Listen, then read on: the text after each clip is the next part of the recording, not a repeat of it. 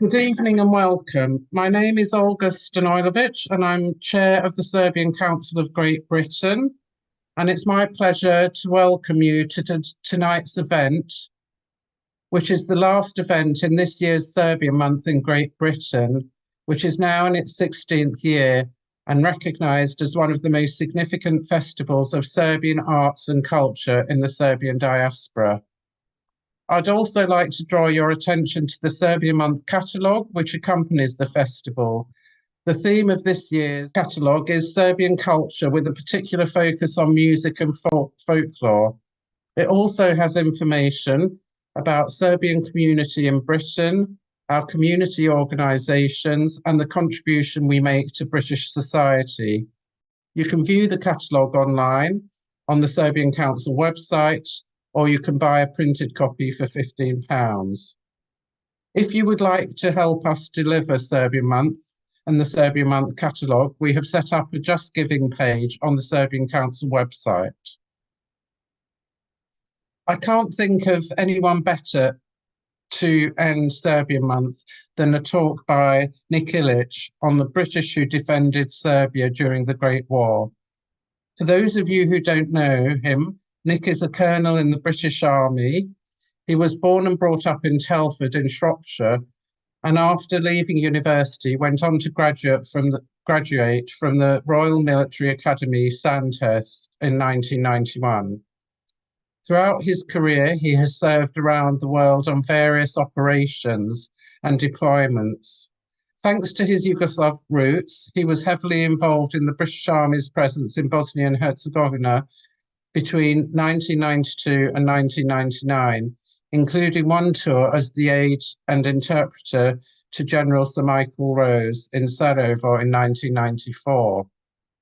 Between 2018 and 2021, he was the British Defence Attaché to Serbia, where he was responsible for the UK-Serbia defence bilateral relationship.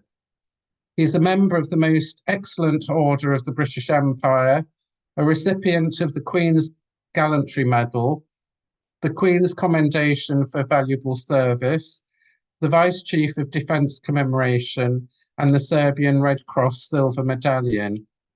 Over to you, Nick. Serbia's contribution to the Great War, but also the fact that the Salonika front, or the Macedonian front as it was known, is so overshadowed by events on the Western front, and let's say the campaign at Gallipoli at the Dardanelles, and therefore very few people know about it. But there's so many amazing stories that sort of can inspire people. And I think one of the fascinating things about the Salonika front, it was a real coalition effort. And where many nations really fought together, really in order to not only stem the tide of the Austro-Hungarians, the Germans, and the Bulgarians, but also ultimately to come and liberate and defend Serbia in that regard. But when you speak to people, very few British people or even Serbs, or even when I was there, are aware of what the British actually did in Serbia, never mind what happened in Salonika in terms of them forming part of the coalition alongside the British, the French, the Greeks, the Russians, and the Italians and other nations who basically form that coalition. So this is very much a forgotten and unknown story, and hopefully you'll find it of interest. I'll probably talk for about an hour or so. The golden thread throughout the whole presentation is really the story of Admiral Ernest Troubridge and the Marine artillery and sailors who in 1915 came to Serbia's aid. I'll also briefly talk about other support that Britain gave, particularly in terms of its medical missions during the typhus epidemic of 1915. But that in itself will be a subject of a further talk in the coming year, so I won't concentrate too much on that. I'll then look at what happened in the Great Retreat, or the Serbian Golgotha, over the Albanian and Montenegrin mountains that the British were very much part of in order to get to the Adriatic, before the Serbian army was basically moved from the Albanian coast onto Corfu. Before then, they went back into the line very shortly after to join the British and the French at Salonika, and then ultimately liberation in 1918, and then really finish with what then happened to Sir Ernest Troubridge after the war in that regard. So it's a fascinating, and I think for many, untold story. Gordon Smith was a journalist who served in the Balkans during the Great War and was physically there when these events took place. It really is a tragic plus glorious history, particularly for the Serbs. But it also had a significant impact in terms of what happened to the Serbs, and also the failure of the Quadruple Alliance, as he says there, to come to Serbia's aid. That really then had a significant impact on Allied operations at Gallipoli, which ultimately were rendered hopeless by the triumph of the Central Powers in the Balkans. So ultimately, probably one of the reasons why we don't really talk about this campaign, purely because, in many respects, it wasn't really a success for the Allies. One thing I noticed when I was in Serbia is how the narrative of what Britain did at Salonika Front is very much forgotten. The French themselves are regarded as providing by far the greatest aid to the Serbs. In fact, as you can see on the right-hand side of the screen, a memorial to France, not an individual, but to France, which is outside the Belgrade fortress at Kalemegdan. And inscribed on that a memorial is "Love France as she loved us," effectively during the First World War. The picture on the left is the Kalmakchalan watchtower, which is basically rocks that were brought from one of the battlefields where the Serbs got their feet back into Serbia during the Salonika Front. And on there you'll see busts and plaques of Serbian and French generals, but there are no British there, and it's almost as if the British really have been forgotten in that regard. Opposite the presidential palace, there's a statue to Tsar Nicholas II, who ultimately mobilized his armies and came to Serbia's aid after the July crisis of 1914, and ultimately, led to the revolution and his execution. So that's an understandable statue there. But when it comes to the British, it's very much like Monty Python. What have the British ever done for us? And of course, whenever you then say, well, actually, we provided the largest medical support, and of course, we had all the female medical missions. Oh yes, then we know about those. Then we can talk about Flora Sands, who went to Serbia as a nurse and became the only Western woman to fight as a soldier as part of the Serbian army, and became the first woman to become an officer in the Serbian army. And of course, they know about her, but then it's all and say, what else do the British do? And of course, there's very little understanding of the wider story in itself, until as part of the British Embassy's cooperation with the Serbian Ministry of Defence and also Serbian state television, a good friend of mine, Slađan Žarić, basically produced a documentary film about Admiral Ernest Troubridge. When researching the work on the Great War in the Imperial War Museum, they came across his unpublished diaries. And then basically this book was written in cooperation between the three organizations, and Slađan made a fantastic 1-hour documentary that you can see on YouTube called The Forgotten Admiral. And it basically tells a story of Admiral Ernest Troubridge through the journey that this current 7th Baronet Troubridge, Sir Tom Troubridge, talks about when he visits Serbia, which he did do in 2016 in that regard. So I can really recommend that in that respect. But even in British sort of historical culture, Troubridge is an unknown figure. And in fact, he's better known for his unwillingness to engage 2 German cruisers, and I'll talk about them in a second. And is known very much as somebody who had a rise and a fall when it came to his naval history and career. He was born in 1862 to a distinguished military family. In fact, his great-grandfather fought alongside Nelson, as you can see there, at the Battle of St. Vincent. His son became an admiral, and Troubridge's father, in fact, fought as an army officer at the Battle of Inkerman on the 5th of November of 1854 in what we now know as the Crimea, where he lost his right arm and his left foot. So we have a very distinguished military family there. And Troubridge himself, when he joined the Navy, very quickly became well known, and you can see him there wearing what is the Royal Humane Society medal for saving a sailor who fell overboard and almost drowned. So he joined the Navy in 1875, quickly rose through the ranks, promoted to captain, or in army circles, a full colonel in 1901. He was a military attaché in a number of countries, and particularly Japan. And whilst in Japan, he took part in the Russo-Japanese War aboard Japanese battleships in 1905, and therefore witnessed what was warfare on the sea in an industrial age. He was then assigned to sea duties in the prestigious Mediterranean fleet before being selected on promotion again as the Naval Secretary to the First Lord of the Admiralty. And it worked for two individuals, Reginald McKenna and Winston Churchill. And Winston Churchill, of course, was the architect of the Dardanelles campaign at Gallipoli in that regard. So, and then again, continued to be promoted, and in 1911 became Chief of the War Staff. And this is where it started to slightly go wrong for Troubridge, because as he was responsible for coming up with the plans in terms of how to respond to a German invasion of Britain by sea, the plans were found to be flawed during war games. He was therefore replaced and went back to the Mediterranean fleet, responsible for the first cruiser squadron. So he was back very much on the scene in that regard. And as we know, on the 28th of June 1914, on a visit to Sarajevo, Archduke Franz Ferdinand was assassinated by members of the Young Bosnia movement, the Black Hand affiliates. And of course, whilst this assassination was not unusual at that time, it gave the Austrian-Hungarians the opportunity they've been waiting for a number of years to resolve for once and for all what they described as the Serbian problem in that regard. And of course, Germany itself gave Austria-Hungary the blank check and support, because of course Germany at this time was also concerned about being overshadowed, surrounded by effectively the triple alliance of Britain, France and Russia in that regard.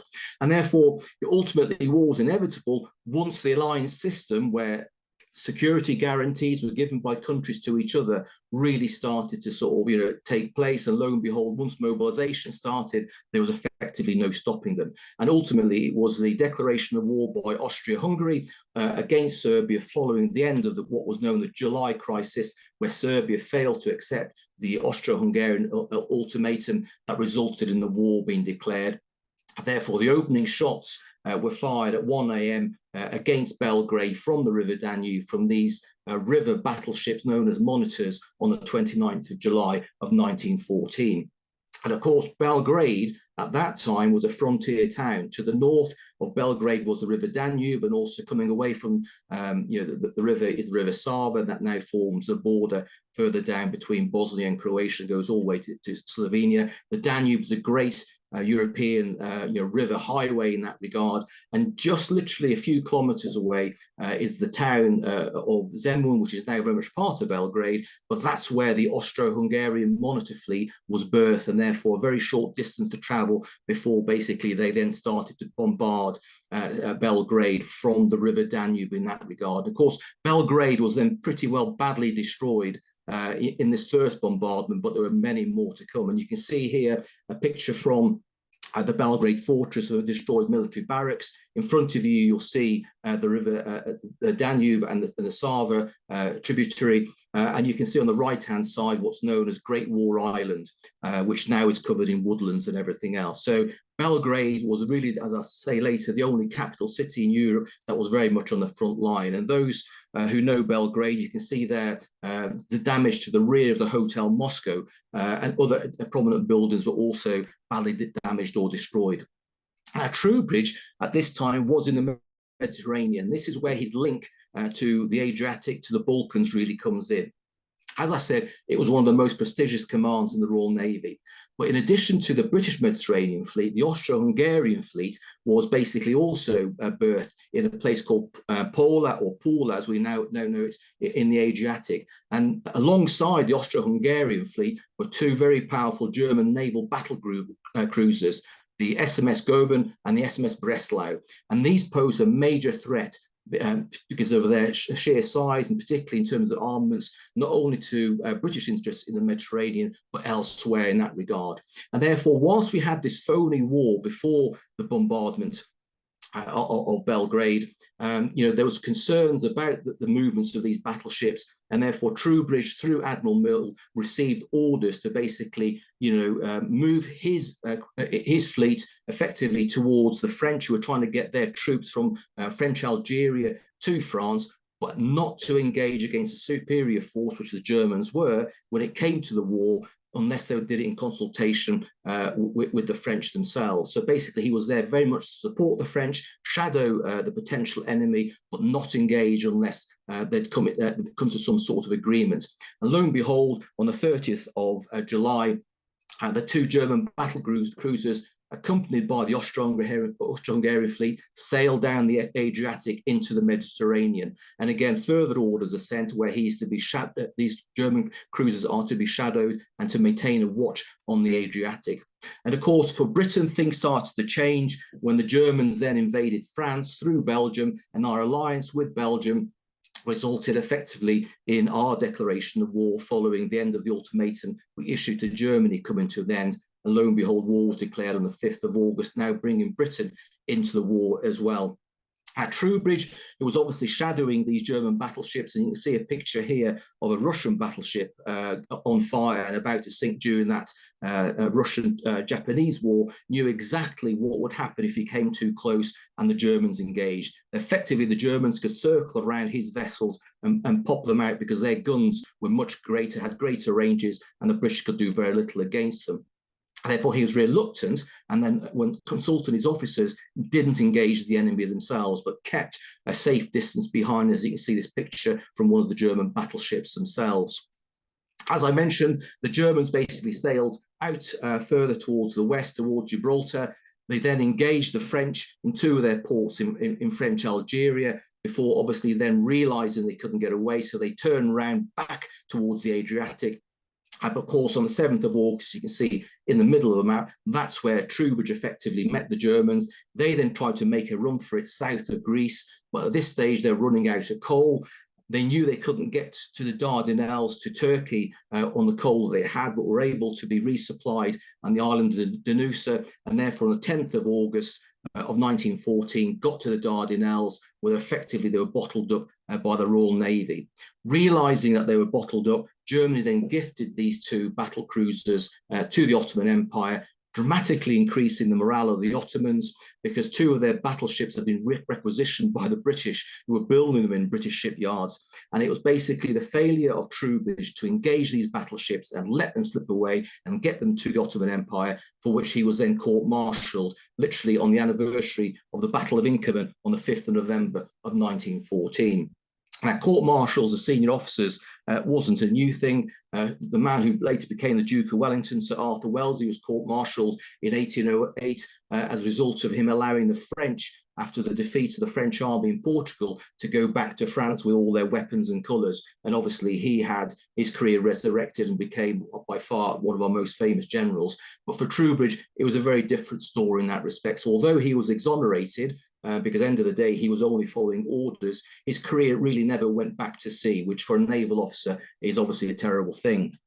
Meanwhile, as we know, on the 12th of August, following a period of time where the Serbs didn't know where the Austro-Hungarians who were going to invade were going to come from, they invaded from the west, from Bosnia on the 12th of August, and basically pushed into Serbia, which then allowed the Serbian army effectively to move into position to basically block their advance. But as the Austro-Hungarians advanced, they captured many, many prisoners. And of course, as we know from the history of that time, horrendous atrocities were then committed by those forces, because the normal rules of war did not apply to the Serbs as far as the Austro-Hungarians were concerned. They had carte blanche to destroy everything and kill all the people. Only after their second invasion did they start to change those rules, where effectively they couldn't destroy property, but they could still kill who they effectively wanted in that regard.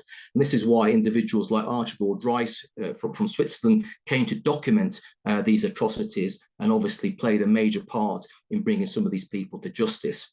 But the terror that the Austro-Hungarians brought with them, as well as the war itself, resulted in a significant refugee crisis in Serbia itself, and everybody was pouring from the area around the River Drina into the centre with woeful stories of what was going on. But fortunately, on the 15th of August, the Serbian army, on its race to get to the River Drina, effectively established a blocking position and then defeated the Austro-Hungarians during the Battle of Ter on the 15th to the 24th of August, bringing for the Allies their first victory against the Central Powers. Very, very important. And lo and behold, the Austro-Hungarians were then defeated and pushed back over the River Drina at a significant cost. As you can see there, some 37,000 casualties, 7,000 dead, but also the Serbs, who'd only just managed to get over the First and the Second Balkan Wars, also then had horrendous casualties for a very, very small nation, 3,000 dead and 15,000 wounded. The Austro-Hungarians obviously had a bloody nose. They turned themselves around and invaded again, But as you can see, by the 25th of September, they were then pushed back again over the Drina. They then invaded again on the 24th of October. This was a third invasion, this time capturing Belgrade. But after a successful counteroffensive and the Battle of Kolubara, once again, the Serbian army managed to drive the Austro-Hungarians off their territory. And Austro-Hungary was effectively humiliated as they had to withdraw after 3 failed engagements. And ultimately, this was their attempt to resolve the Serbian problem. When you look at all their staff work, they anticipated effectively a 3-month operation to basically capture the whole of Serbia. But after 3 months, had failed miserably 3 times in that regard. But despite defeating the Austro-Hungarians, it really came at a significant cost to the Serbs. As I said, they're already exhausted after the First and Second Balkan War. And also the problem was that the Austro-Hungarians brought with them into the field typhus. And of course, this whole epidemic then gripped the Balkan nation. This was, capable of effectively destroying the whole Serbian nation in that regard. But fortunately for the Serbs, the Austro-Hungarians then didn't attempt another invasion for some time, because obviously they were preoccupied with what was going on with Russia, and also the Germans are limiting their operations in the area because of events on the Western Front. But the threat from the monitors, these river battle cruisers, was still very much at large in that respect. This map here shows you Belgrade, and you can see the River Danube going from the top left down to the bottom right. The little map in the bottom, it shows you what's further west of Belgrade along the River Sava. And this basically shows you the main defensive positions of Belgrade between November 1914 and February 1915. The first people to come to military aid of Serbia were very much the Russians and then the French. And they effectively established a number of measures, particularly mines and torpedoes, in order to try and prevent the Austro-Hungarians from exploiting the River Danube. The Russians themselves brought a gun, the French brought 3 guns, but this wasn't enough in that respect. So the Serbian government made a request to the United Kingdom on the 6th of October of 1914 for support. And straight away, in some secrecy, because Greece was very much neutral, that was part of the naval attaché staff from Greece ventured by train to Belgrade to advise the Serbian government on the defense of Belgrade in that respect. At the same time, a request was made for medical support because of the typhus epidemic, and the first medical units to arrive in Serbia were British. In fact, I went to an event to sort of commemorate the establishment of the Serbian nursing organization. And I always remember the lecturer saying, who would believe it was the English who brought the first support to Serbia in that respect, followed by other nations, including Russia, France, Canada, and the like. And of course, Britain, as I mentioned at the start of the presentation, gave Serbia by far the largest medical support. Some 3,000 personnel were deployed, mostly women, and 1,000 of these 3,000 were members of the Scottish Women's Hospitals led by Dr. Elsie Ingalls, which again will be subject of a further talk in the future in that regard. And so they then deployed, irrespective of where they came from, what colour, whether they were British Red Cross, Serbian Relief Fund, Scottish Women's Hospitals or private hospitals, they deployed all over Serbia where the need was most in order to provide immediate care. Of course, none of these people were used to something like a typhus epidemic, and they knew exactly what they were going to, into almost certain death as far as they were concerned. And therefore, so grateful was the Serbian military for the support that these women gave, for example, to Dr. Elsie Ingalls, that even while she was alive, a memorial fountain was established in the town of Mladenovac, some 40 minutes south of Belgrade, to honour the work of the Scottish Women's Hospitals while they were still physically there. And of course, that memorial is still very much present, and every 15th of September, there's a commemoration there on the ground. And this year, last year, I went with a group of Scottish ladies and other ladies from the UK to visit that event and then retrace the steps of Scottish Women's Hospital, something that was a very emotional experience in itself. Therefore, on early January of 1915, Rear Admiral Ernest Troubridge was appointed the head of the British naval mission to Serbia. So this wasn't a small affair. He was a naval officer, and the first sailors basically started to arrive on the Serbian Orthodox Christmas on the 7th of January, very much from the naval and mine torpedo detachment. It's interesting that torpedoes were taken to Serbia, clearly because of the Danube, but torpedoes had never been fired previously in rivers, and therefore this was obviously a technological advancement of its time in itself. And as I said, Belgrade was the only capital city to be on the front line throughout the war. And of course, when they got there, they saw the level of destruction around Belgrade. The British, meanwhile, then transported 8 naval guns, which were taken off ships during the Boer War of 1899 to 1901. Wheels were added and gun carriages, and effectively became manoeuvrable. And of course, they were then brought to Serbia via ship through Salonika. They were then in secrecy put onto trains, and those trains then arrived at Topče, the railway station just to the south of the city of Belgrade itself. And when they arrived, of course, there was no handling equipment and had to be basically taken off the train carriages by hand.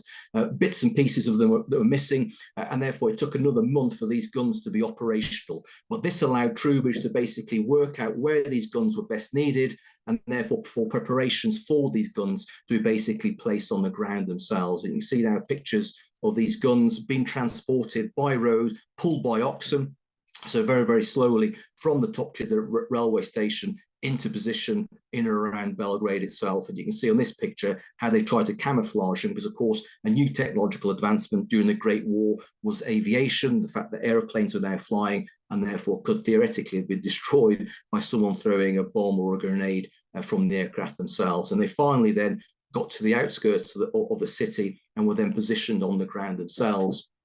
But Troubridge was quite frustrated, because I think the Serbs didn't believe that the British would send guns. So lo and behold, despite all the efforts to basically get positions dug, very little or very few preparations were actually made. Very few artillerymen were attached to Troubridge and his force, only officers. And he was therefore quite depressed. He wasn't particularly keen in the first place about going to Serbia, because as far as he was concerned, yes, he'd been exonerated, but he wasn't given a naval command. And of course, to have all this energy, this willingness to take the fight to the enemy, lo and behold, from a Serbian perspective, what they didn't want to do was prod the hornet's nest of the Austro-Hungarians any further, and were quite happy to sit back to see how the war went in that respect. So as I said, the Serbs were quite surprised. So they appointed ultimately an aide as liaison officer between Troubridge and the Serbian General Staff, a young officer by the name of Milan Jovicic, who spoke fluent English, had worked in the British Embassy in London. And lo and behold, things started to improve by his personal involvement. But in terms of total numbers, the British contingent was about 68, all ranks, naval as well as Royal Marine personnel, augmented by Serbian gunners. Troubridge himself was given a very nice villa just to the south of the centre of Belgrade, where now Slavia roundabout's located, and that's what the villa looked like at that time, and is now quite a smart international exclusive restaurant, which physically still stands there on the ground itself. So there isn't even a plaque on the McDonald's restaurant to say this is where Admiral Troubridge stays. So maybe that's a sort of a task for us to get a blue plaque on the side of McDonald's there.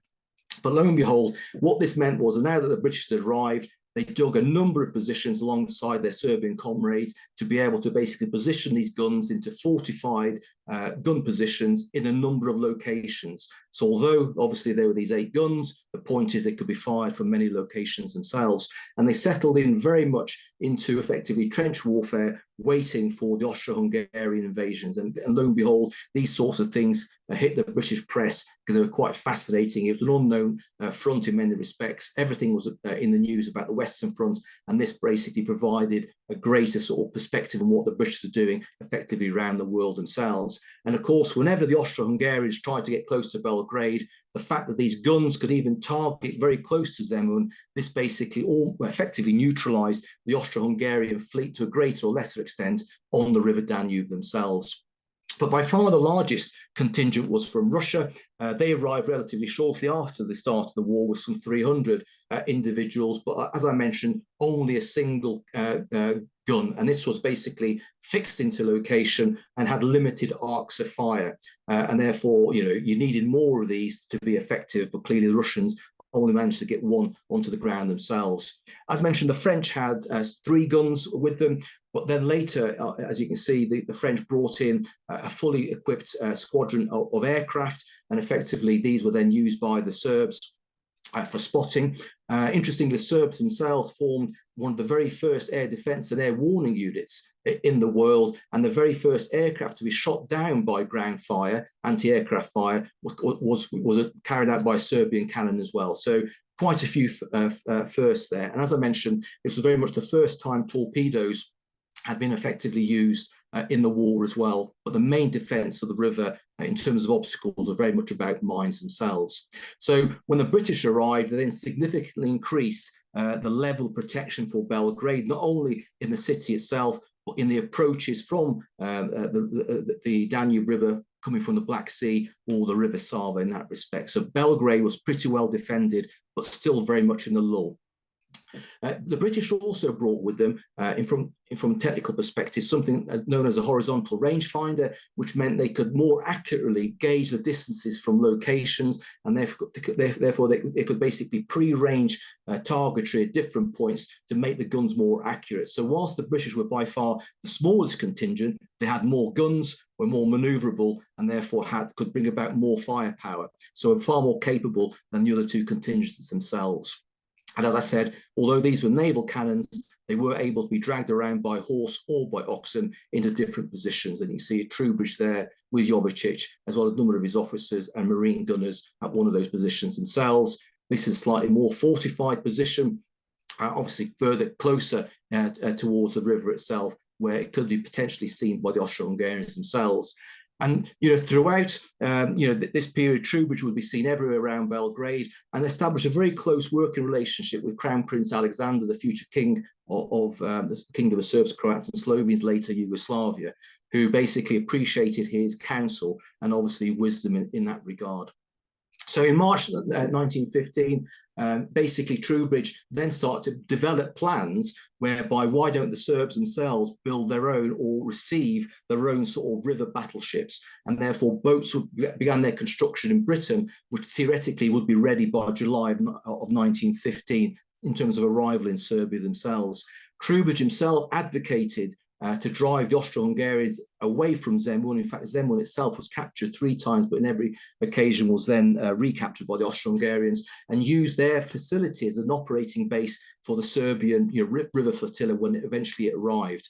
But the problem was, how do you get these boats from the UK to Salonika, and from Salonika to Serbia? And the only way you could do it was either going by sea to the Black Sea, to the Dardanelles, or overland, and they chose the overland option. But in the meantime, before they were constructed, very, very quickly, a 56-foot picket boat was sent to Salonika, and this is a boat that was used to carry people and stores between boats, and it was then split up in Salonika and secretly brought up by train in sections and launched in the Sava River, very close to Adriatic, if you know where that is, in Belgrade, on the 30th of March of 1915.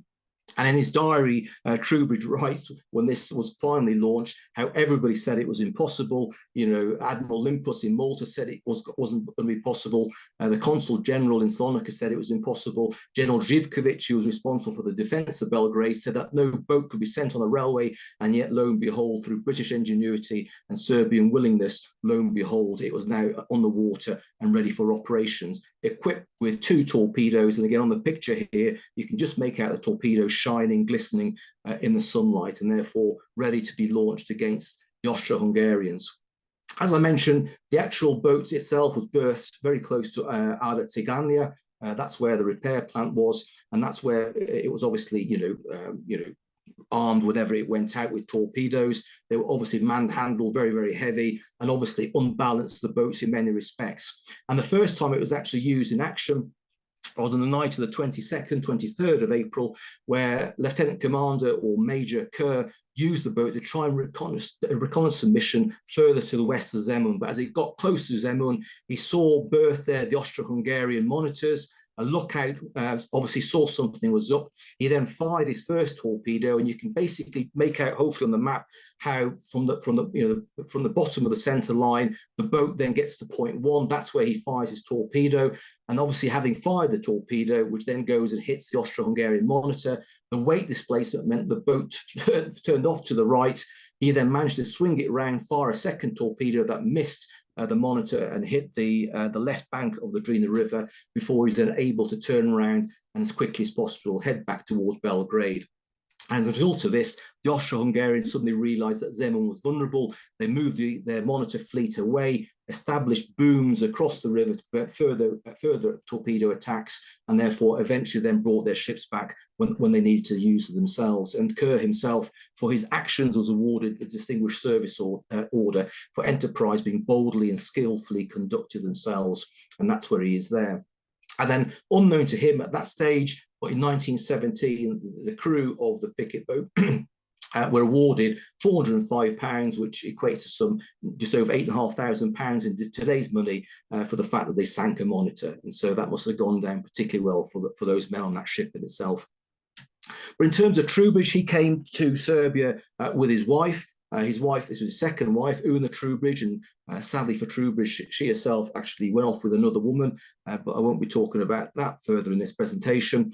And ultimately, what he then did with Una was establish a military hospital in Belgrade, one of a number, and the overall control of the whole effort of British nursing and sort of medical staffing in Serbia was basically put under the control of the ambassador, Sir Ralph Paget. And in fact, his own wife, Lady Leila Paget, established that first hospital in Skopje right at the start of the war. She herself had also established a military hospital in Belgrade during the First and the Second World War.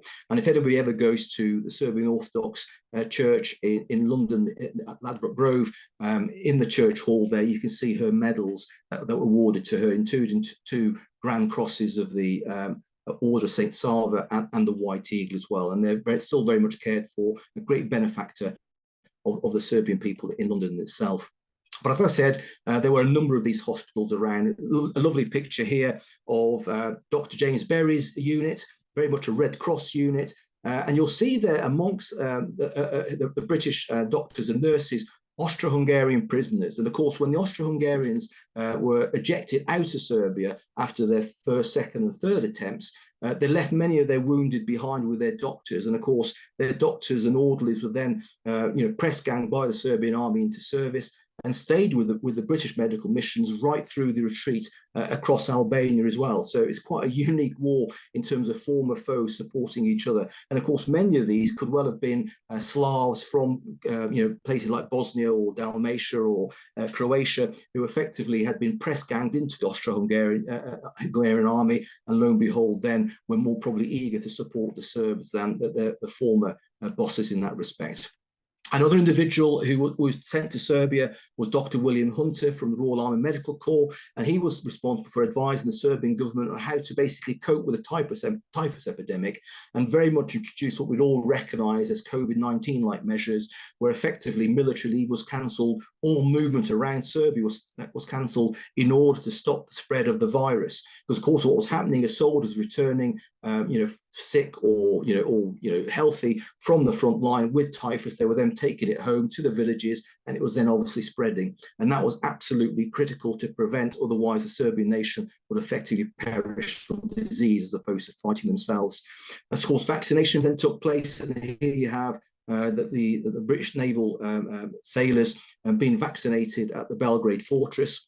And another thing which Dr. Hunter and his team developed was what became known as a Serbian barrel. Because up until this point, one of the reasons why typhus was able to spread, because basically it was a winter disease carried by lice. And everybody thought if you boil bandages and clothes in water, that will kill the lice off. Of course, it doesn't. Lice can only be killed at a temperature of 110 degrees Celsius. And therefore, the only way to kill them was by moist heat sterilization. And so Hunter and his team worked out the way to do this was therefore to create these what became known as Serbian barrels. And given the amount of plum brandy being distilled in Serbia, there was no shortage. And effectively, this is how things became disinfected in hospitals, and British standards of cleanliness were then introduced, because at this stage, there were very, very few doctors in Serbia. I think the Serbian army only had about 350 doctors, and the quality of nursing in Serbia was described by Dr. Elsie Ingalls as medieval, and therefore, standards were brought in order to basically resolve the issue. But, Serbia's plight really caught the imagination back in England, because this was a small, plucky nation fighting, a greater enemy, and therefore ultimately this was an inspiration. And thousands of pounds are raised by all these different charities. As I said, by far the largest was the Scottish Women's Hospital's Foreign Service. And therefore money and medical aid was therefore generated and sent. And Dr. Elsie Ingalls, for example, ultimately deployed 5 physical hospitals into the field. Another benefactor was Sir Thomas Lipton, famous for Lipton tea. He was a magnate of tea, and he donated all his yachts to basically allow medical aid to be carried to Serbia's aid. And he himself aboard Erin, and you can see there on the right at the bottom, going through the Corinth Canal. He took his yacht to Salonika and then caught the train to Serbia and spent that first winter of 1914-15 and some other parts of 1915 in Serbia, and again wrote a fascinating account of his travels and what he saw. And again, his story will be the source of another lecture in the future in that regard. So there he is with Lieutenant Commander Kerr and the Naval Marines in a gun position around Belgrade, with some of the nurses in and around Serbia themselves. But the problem was for Troubridge, he was getting even more and more frustrated, because whilst the Serbs clearly had to bring the whole typhus epidemic under control, the Austro-Hungarians themselves were using it in order to basically, reposition their forces in and around Serbia. And in fact, as you can see, one of his quotes from his diary on the 14th of June, once the typhus epidemic had been brought to a grounding halt, they were able to move their guns to within 5 kilometers of the French guns, but nothing was done about it. Despite the fact that he'd mentioned it on daily reports, again, no action was taken. And he was absolutely convinced that all the Serbs wanted to do was to sit tight and to see how the situation developed. But he knew after 3 invasions, and once the Germans had got their act together, they were going to come back. And this time it would be a very, very different story. So as far as he was concerned, as he said, we'll drift along here and do nothing. But with Germany, with its new forces, with many in reserve, we're going to give Serbia some of its treatment they'd been offering by this stage on the Western Front. And at the same time, Russia was up to games. And you can see it again in his diary from the 14th of June, where he sees that the Serbs by this stage were also disillusioned by Russia, who were trying to induce Romania and Bulgaria into the war on the side of the Allies, and by enticing them, basically offering land in Serbia. So offering Romania the area, the Banat to the north, and also Bulgaria, Macedonia right up to Skopje. And of course, one of the reasons why the Second Balkan War was fought between Serbia, Greece, Montenegro against Bulgaria was over Macedonia. And the Serbs knew that the Bulgarians wanted the whole of Macedonia, which was at that stage known as southern Serbia, and therefore Serbia was expected to allow this to happen in order to get them on side and seek compensation with lands further to the west, which of course were part of, still at this stage, of the Austro-Hungarian Empire. But it's also at this stage a key aspect of Allied strategy to get the Bulgarians into the war, because of course it was through Bulgaria, down the Danube, and along some of these other lines of communications that the Ottomans being resupplied by the Germans. And at this stage, they're running short of supplies. And therefore, if we managed to get the Bulgarians in on our side, they could also form part of the invasion force against Turkey. And Germany and Austria, in preparation, therefore started to mass troops north of Belgrade, in the area that we now know as Vojvodina, in order to invade, to cut the key Berlin-Niš-Constantinople railway, and therefore to continue supplies for the Ottomans themselves. The Serbs knew this was happening, were calling on the Allies to send a force to reinforce them, but of course they didn't, and the rest, regrettably, is history. However, on the 6th of August, the Serbs received their first true warship, the Jadar, and therefore were able to basically take the fight themselves with their own troops along the Danube against the Austro-Hungarians themselves. At this stage, on the 9th of August, 3 days later, Troubridge and the British contingent were decorated for their exploits. Troubridge received the 4th and the 3rd class of the Karađorđe Star, the highest, or the most important order within the Serbian medals and orders of that time. And you can see there, Kerr received the 4th class of the Karađorđe Star. He also later received the 4th class of the Order of the White Eagle. And then other notable individuals within his command also received White Eagles and Order of St. Sava. And again, the British who received Serbian honours and Serbs who received British honours is probably another presentation in the future in that respect. And that's the picture of them having received their awards, proudly wearing their medals on their chests. But as Troubridge had predicted, as was inevitable, between the 6th and 7th of October 1915, the Central Powers now attacked. And it wasn't just Austria-Hungary, it was also Germany attacking from the north and also through Bulgaria, because Bulgaria had chosen the Central Powers over the Triple Alliance, and therefore now attacked Serbia in its rear in that respect.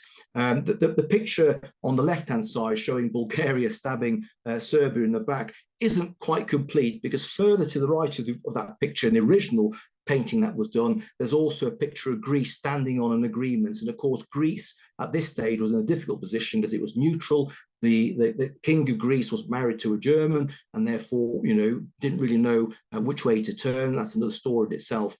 But ultimately, now Serbia faced some 750,000 invaders. And of course, with Bulgaria now in the war, moving towards Macedonia, for whatever reason, the Serbs moved all their artillery that was defending Belgrade towards Bulgarian front, leaving effectively Belgrade undefended. And of course, this is when the story of the defenders of Belgrade comes in, because of course, this time, instead of attacking from the west, from Bosnia, they attacked from all directions, and effectively Belgrade its fall was inevitable. And this is a quote from Major Dragutin Gavrilovic, who basically gave this very rousing speech to his regiment to say that, given what's going on, the regiment has already been sacrificed, and he was commanding the 2nd Battalion of the 10th Carder Regiment. And effectively, you've got nothing to lose. You will basically all effectively fight to the death. So go forward, the king and country. Long live the king, long live Belgrade. And that memorial is where every year, on the 11th of November, all the sort of, the military attaches, the government assemble to lay flowers and wreaths as part of the commemorations themselves. And there's Gavrilovic there.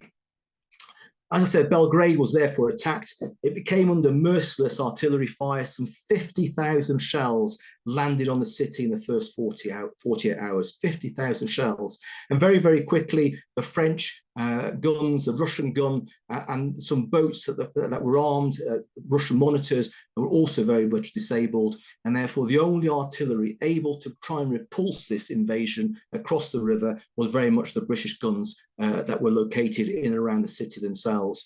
And again, at this stage, as I said, it wasn't just shells that were raining down. The weather was atrocious. So many houses were destroyed. And again, you can see the diary entry from Troubridge there on the 7th of October, where there were just people, men, women, children, all over the streets in the most dreadful conditions. And, at the end of the day, as he said, the Germans have fiercely bombarded the city all day just to kill anybody. Such deeds must live in history to their eternal disgrace. And the British military hospital run by Troubridge's wife was full of wounded, but the people were all leaning in to the best they possibly can. But of course, inevitably, the city fell after 2 days, and so began the great retreat from Belgrade that then continued with the whole army, the whole nation, the government, and many of its people basically moving south in order to try and get to either Greece or through to the Adriatic coast, where they were promised support by the Allies themselves. In those 2 days, 2 sailors, a Royal Marine gunner and a sailor were killed, and 2 of the British guns were also destroyed in exchange of fire, but the rest was still serviceable. And basically, Lieutenant Commander Kerr was then put under command of the Serbian army and effectively attached to the 2nd Serbian army as they moved south. So their presence was absolutely critical at this stage. As I said, most of the Serbian guns had already been moved to the south and to the east in order to try and repel the Bulgarian invasion themselves. So they withdrew very much at the last minute and arrived in Kruševac in central Serbia on the 25th of October, having basically drawn through Mladenovac, Topola, and then Kragujevac itself. And then on the 4th of November, were transferred by rail in order to try and defend Niš itself. But more and more Germans were now pouring into Serbia, as well as Austro-Hungarians, being facilitated by the Bulgarians in that respect. Because obviously the French and the Russian guns have been disabled, the French and the Russians had already effectively evacuated. In fact, by this stage, the French were already in Montenegro. And of course, the Serbs had kept their army intact, were basically withdrawing in good order. with a rear guard action, trying to prevent the army being overcome. And of course, then there's a quote there from Troubridge's diary where Kerr basically says, you know, the Serbs had done everything expected and they kept their army together, but now they were begging for support from the French, but they received none of it in that respect. But the Serbs knew that with the British alongside, with the British fighting spirit in effect, that they weren't going to basically desert them. And the Serbs, by this stage, had lost already 100 of their guns in battles around in the area around Kragujevac and Kruševac, and the British were keen not to basically lose theirs. On the 23rd of November, Troubridge in his diary writes that, you know, Putnik, who was effectively the Minister of Defence in Serbia, made some very handsome remarks about the service of the British in Belgrade, and remarked that England was their only hope at this stage. You know, that his view was that the Russians would enslave them, that the French, interestingly, were thieves, and only in England did they put their trust. And the fact that we see that you with us, we know that England will not desert us. And this was also a message that was given to many of these Scottish women's hospitals, the Red Cross, because they refused to leave the Serbs in the most difficult of conditions themselves. So the guns were therefore limbered up and dragged to wherever they need them, regrettably slowly, because they needed oxen to do so in that respect.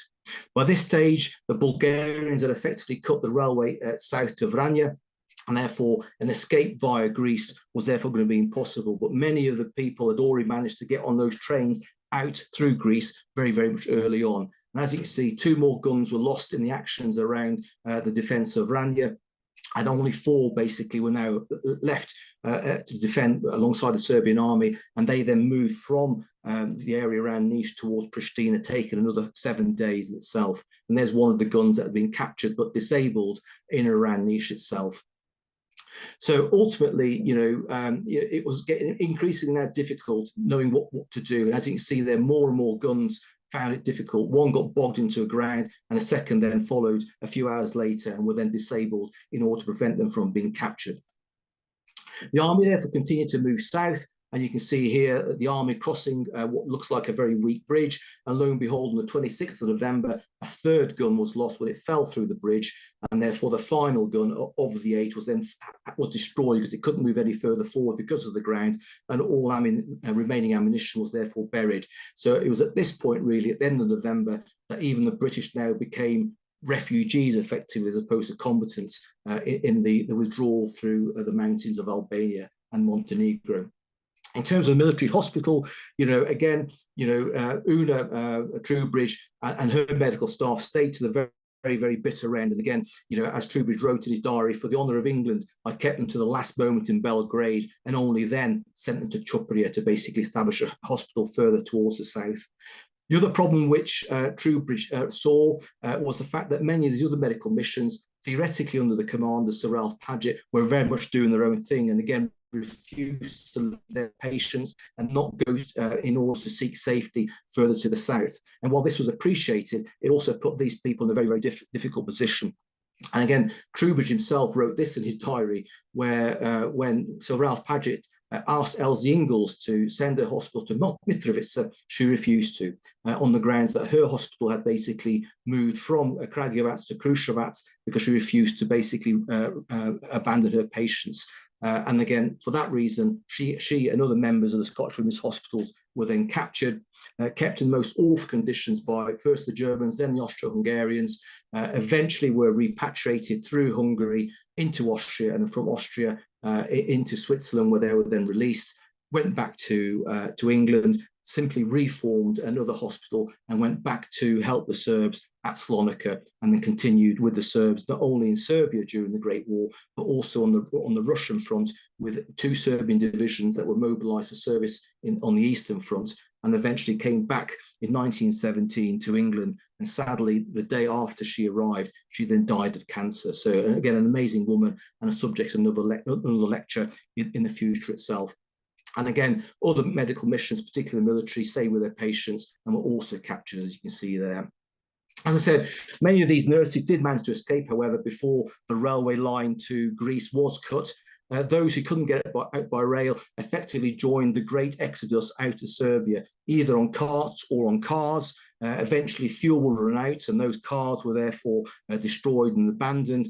And of course, now they were very much on foot. And as you can see in this picture, the nurses taken a break during the march. and you can see the Austrian orderlies still very much with them, because they were still providing a medical function in the field for the Serbian army. By this stage, things weren't going particularly well at Gallipoli, and realizing that the invasion had begun in Serbia, the French and the British both sent a division from the Dardanelles to Salonika with the view of trying to link up with the Serbian army. And under General Machen there, basically the 10th Irish Division, which is now from the Republic of Ireland in terms of geography, was sent to Greece in order to try and link up with the Serbian army themselves. Those divisions basically moved towards Serbia, but then were blocked by the Bulgarians, because the Bulgarians were formidable fighters, were then effectively defeated and had to basically draw back in order to establish a defensive line, as we now know commonly known as the Salonika Front. In fact, the 10th Irish Division themselves were almost destroyed at the Battle of Kosturino, and you can see a picture of them in the trenches. Very, very different trenches to what we see on the Western Front, because the nature of the ground was so much more difficult, and therefore, it was very, very difficult to dig down into the ground. Therefore, you built your trenches up, and in fact, the Bulgarians, in the time that they were there, were able to fortify that entire front line with concrete bunkers. It was therefore almost impregnable, which made the whole breakout from Salonika all the more fantastic, and eventually happened in 1918. But realizing that the Allies couldn't save them, therefore the Serbs decided, rather than to capitulate, to basically make a dash for the Albanian and Montenegrin mountains in order to try and reach the Adriatic. So there was going to be no second Battle of Kosovo.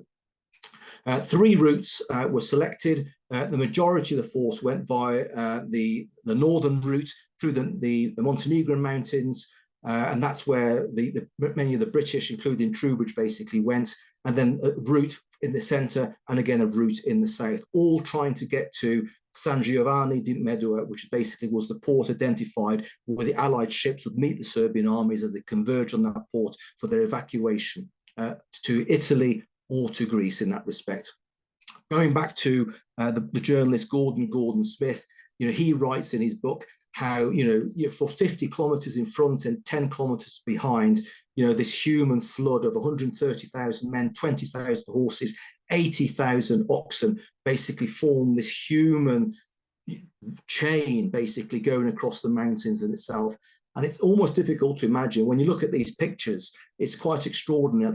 This was literally a nation going into exile, including some 30,000 boys as well, who were going to be saved in order to basically continue their lives and not be held captive by the Austro-Hungarians themselves. And as I mentioned, it wasn't just the Serbian army, it was the Serbian government, it was the intellectuals, it was also then the likes of Troubridge, his sailors, his marines, but also many of these female missions. And again, the Imperial War Museum is full of these amazing photographs of these women basically going over the mountains, through the northern column, and the most difficult of circumstances. Even the king himself was carried on the back of a horse-drawn carriage across the mountains. It was the whole nation basically on the move themselves.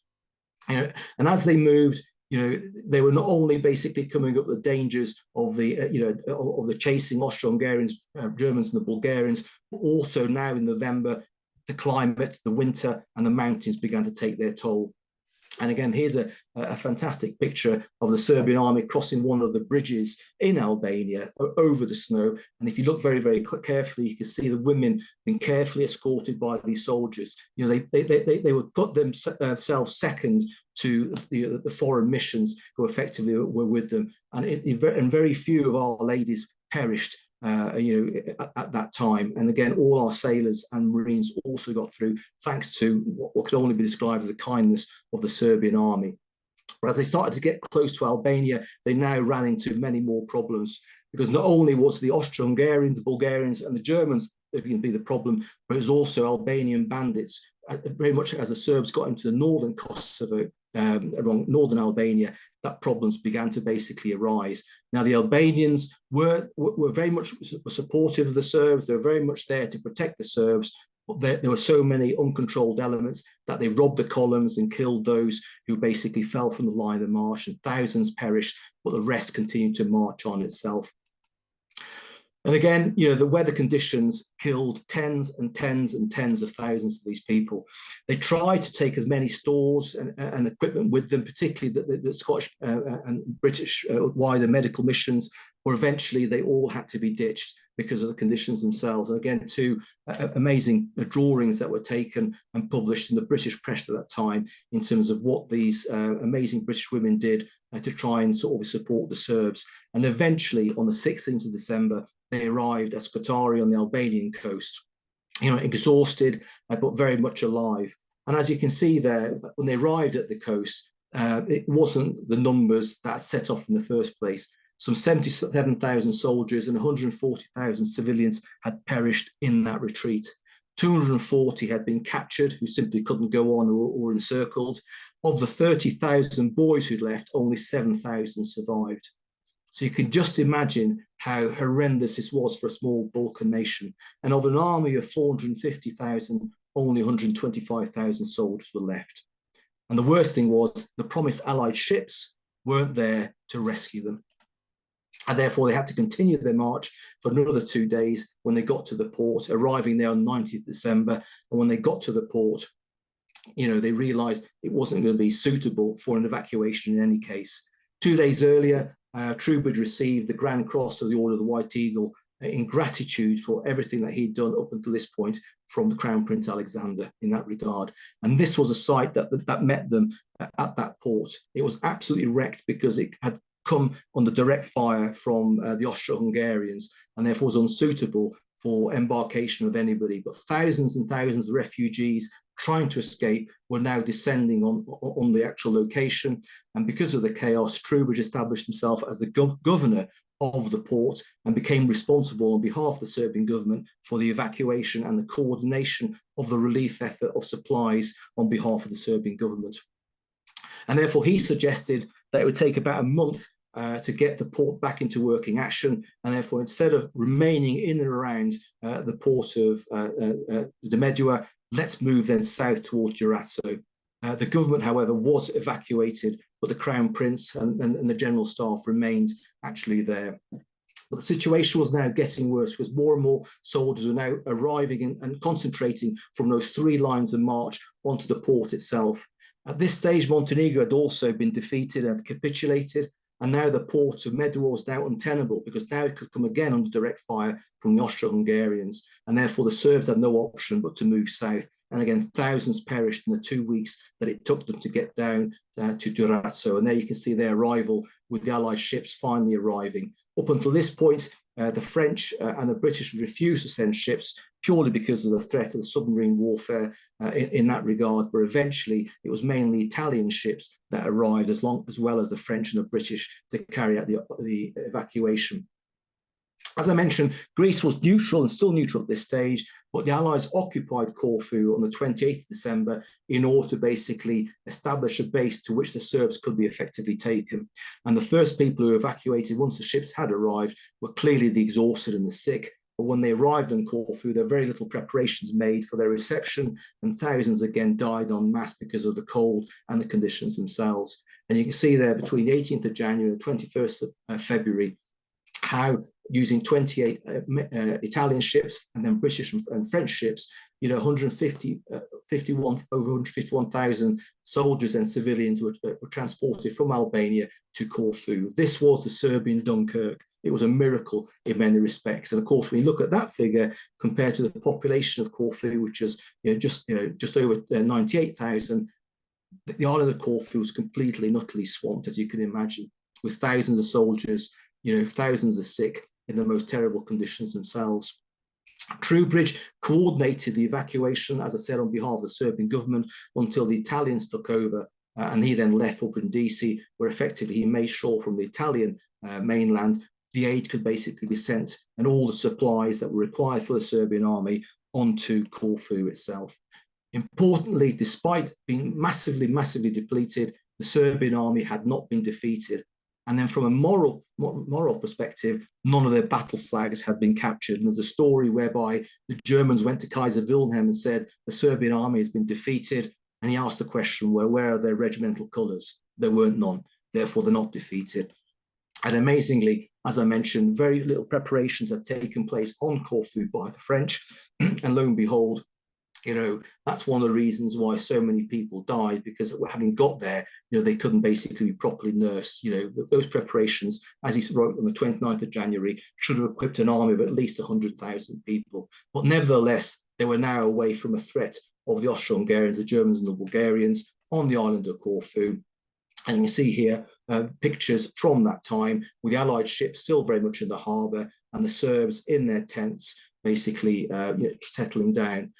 But up to some 7,000 to 8,000 Serbs died whilst on Corfu on the island of Vida that was set up as a hospital location.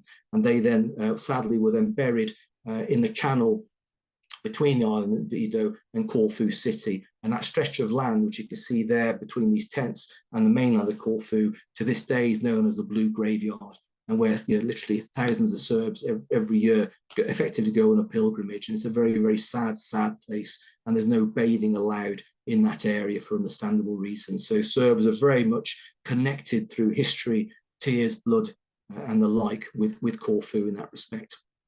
Meanwhile, the British established a military mission on Corfu, and the Serbian Relief Fund also established a hospital there. We also established a children's hospital for the sick boys who reached Corfu. And of the 7,000, some 4,000 were sent to places like France and England and Scotland for education, because obviously this was the future of the Serbian nation themselves. But more importantly for the Serbian army, the supplies finally started to arrive, and the Serbian army was now reorganized. There was a number of issues internally, but into 2 Serbian armies made up of 6 basic divisions. And in terms of the boys, you can see this is a picture of the boys arriving in England, still wearing their traditional shaikacha hats, not knowing what was ahead of them. And these were then basically sent to some of the most prestigious schools around the country. The boys who went to Edinburgh, for example, at the Heriot School, were taught to play rugby, and they're the ones who brought the game of rugby back to Serbia. Great industrialists, engineers, they literally became the educational elite of Serbia after the war themselves. I think some 400 came to Britain, again, a subject of another story further down the line. So considering that the Serbian army was evacuated in January and February, by April, they've been reconstituted, re-equipped, and you can see them there wearing their horizon blue French uniforms, looking very much like French soldiers. The British provide significant amounts of weapons and mobile transport. Officers' uniforms were particularly sought after by Serbian officers, particularly the Sam Brown belts, and they were basically then re-equipped and then boarded back onto the ships. And these 2 divisions were then sent, 2 armies were sent back into the front line into Salonika. On the left, they had the French Army of the Orient, and on the right, it was the British Salonika force. And therefore, this really was a true coalition effort. And I got an interesting greeting card for Christmas from 1916, showing the different nations involved in this true coalition effort on Salonika. Many nations, and because obviously the British and the French empires, many nations beyond the United Kingdom and France itself in that regard. And being Serbs, one of the most important things they did was teach everyone to dance the kolo. You can't have Serbs anywhere without plum brandy or dancing. And of course, one of the reasons why Britain was sort of, not keen on fighting battles or maintaining the front at Salonika is that very little happened there, particularly during the winter or during the height of the summer. And many of these soldiers became sort of, taunted as the gardeners of Salonika because of the difficult weather conditions themselves. When one looks at the levels of casualties, very few compared to the Western Front. But at the end of the day, some 489,000 British soldiers became casualties in Salonika. I think some 27,000 were killed. The vast majority were casualties because of injuries, because of sickness like malaria. It was a horrendous place to fight battles. And the nature of the warfare, as I mentioned, because of the difficult ground, was very, very different and unknown to that on the Western Front. Troubridge, meanwhile, had left Brindisi in Italy in the January. And then by September, requests been made by Crown Prince Alexander himself for him to return to the Serbian army to become the personal liaison officer for the Crown Prince. And he arrived in Salonika on the 25th of September of 1916. And, you know, somebody who became infamous during the Second World War, Colonel Milan Nedic, wrote of Troubridge that he was a significant factor during their refugee life. And he had done more than any other individual to keep relations with the Serbs at the degree of cordiality and confidence, which has always characterized them. So he's absolutely key figure in terms of the relations between the British and the Serbs themselves, very much providing personal advice and assistance to the Crown Prince. But this wasn't always welcome or seen favourably by the Admiralty, who felt he had almost gone rogue in that respect. In fact, the French commander-in-chief appointed Troubridge without the Admiralty knowing as the admiral commanding the Danube. And he basically very quickly requested for a naval brigade to be formed and supplied with artillery and torpedoes to basically prosecute a campaign against the Danube. This was rejected by the Admiralty, and they were still obviously displeased by the fact that he'd accepted this appointment by a Frenchman as opposed to by the Navy themselves. But nevertheless, this naval force was created, and you see there some naval officers with Serbian officers at Salonika. Serbian sailors were trained in Britain and obviously brought back to Salonika, and there you can see Troubridge inspected them shortly after their arrival at Salonika. And therefore, he was very much keen to basically be a major part of this whole force that ultimately would result in the breakout from Salonika that took place on the 15th of September of 1918. And here you have the French and British generals all effectively agreeing that they would effectively do this. But by far, from a Serbian perspective, the architect of the breakout was Vojvoda or Field Marshal Živojin Misic. There was General Milne, who was the commander of the British Salonika force, and again a fascinating character who genuinely believed that despite all the difficulties, they were able to basically break through. And so the necessary preparations were made. The artillery was put into place, the bombardments began, and the breakout began on the 15th of September. The British were on the right flank, and again, I'll cover this in a separate presentation about Salonika front.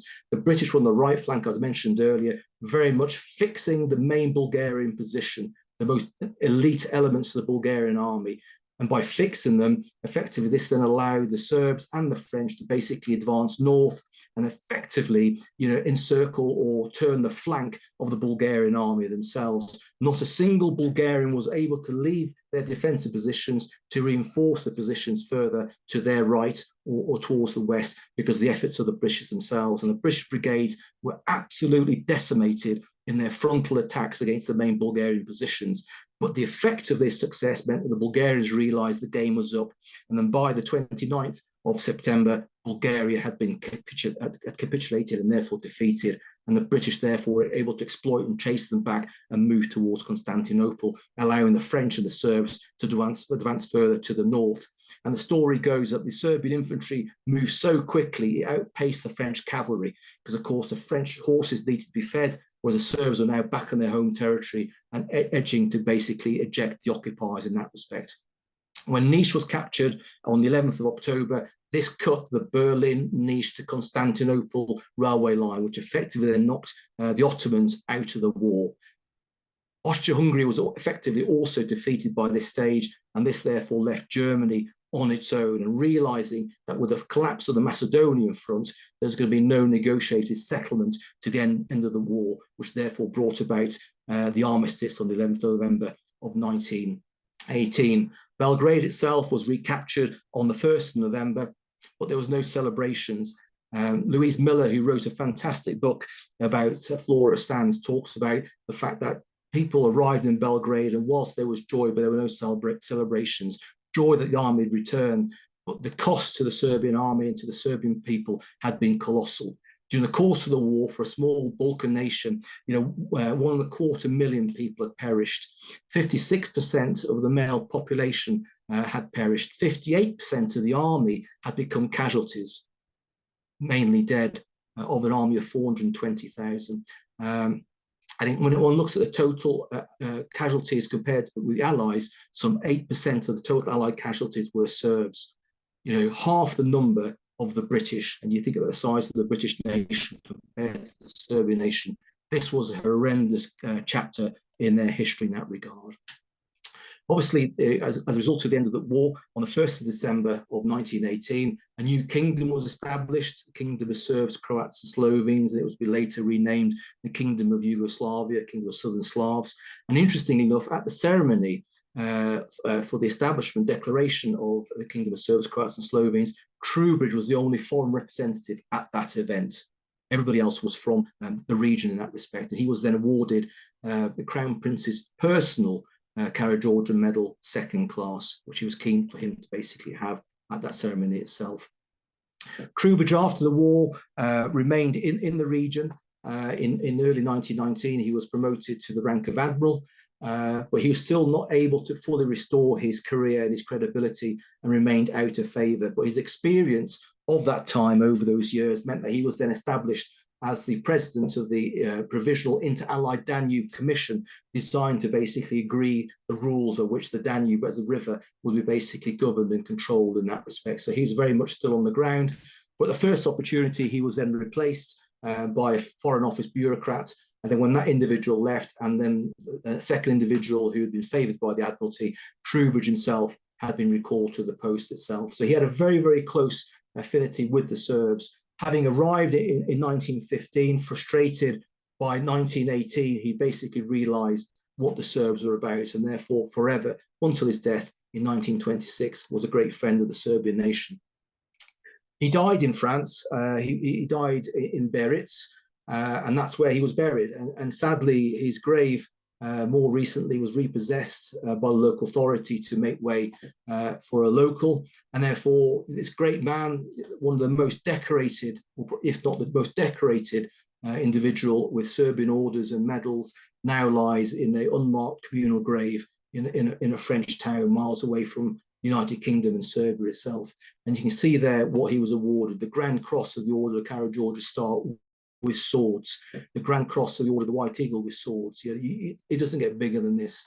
You know, the Command of the Order of the Karađorđe Star with swords, and not of the Order of the Karađorđe Star with swords. You know, his collection of medals is greater than those that are contained in the Belgrade Museum in that respect. And he would be a forgotten individual, as I mentioned, had it not been for Slađan Zaharić, the British Embassy and the Serbian Ministry of Defence, who uncovered in their sort of research about the British and Serbian role in the Great War, his unpublished diaries that were contained in the Imperial War Museum and published in Serbia in this book called Forgotten Admiral. And if you have the time and this has sparked your interest, I'd firmly recommend you watch the video or the documentary that Slađana basically produced on Troubridge. It's really a fantastic story in that respect. And the current Baronet, Sir Tom Troubridge, in fact the only member of the family who hasn't served in the military, visited Belgrade during the time when Dennis Keith was the ambassador, and he then brought with him all Troubridge's medals, which again for many people was a huge surprise, and realised how great this individual was. Yet, as I mentioned, he now lies in an unmarked grave in France. So that's the end of the presentation. I'll leave Troubridge with the final thoughts on you know what he thought, and I think what he says there still holds true, I believe, and you know, and hopefully will be something that we can realise in the future. You know, the Serbs being great and flourishing, pursuing the national development, their ideals in peace and quietness, bound to Great Britain, the closest ties of friendship, you know, and holding the gate of freedom of life, freedom of thought against sinister forces of moral enslavement. You know, for Britain and Serbia, this was a great time of cooperation. You know, we then in the Second World War provided the Yugoslavs by far the largest military support, but our relationship then and now is far more complex, but we have so much in common. And this is why I think the Serbian month is such an important time for us, you know, British Serbs who live here, because at the end of the day, we have so much more in common than divides us, and all of us aspire for a greater forward-looking relationship with Serbia in the future in that respect.